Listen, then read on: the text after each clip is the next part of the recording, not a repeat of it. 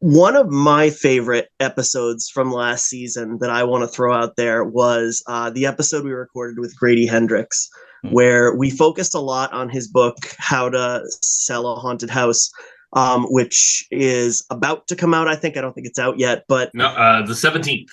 brilliant. And the reason, I think the biggest reason I love that, obviously, Grady is a pleasure to talk to, and he's so knowledgeable about the genre and so warm.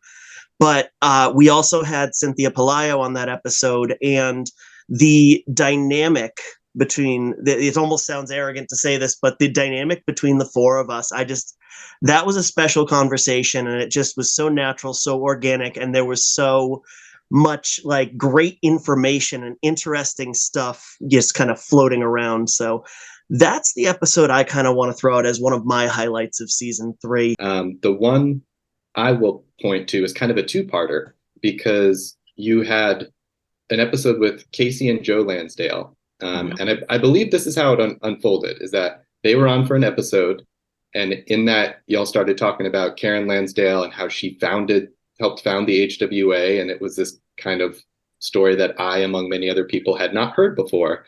And there was talk of like, that should be recognized more in that episode. And then a later episode, the Meet the Lansdales episode, which was the whole family, there was talk of like, hey, we kind of followed up on that, and now there's going to be a Karen Lansdale Award at StokerCon. And Yeah. it was because of that episode and that conversation that was started, on the podcast. And it was so cool as a listener to hear that conversation start, to feel that fire burning with everybody being like, yeah, why don't more people know this? Why is that recognition not happening? And then to see the immediate impact in a future episode was so great.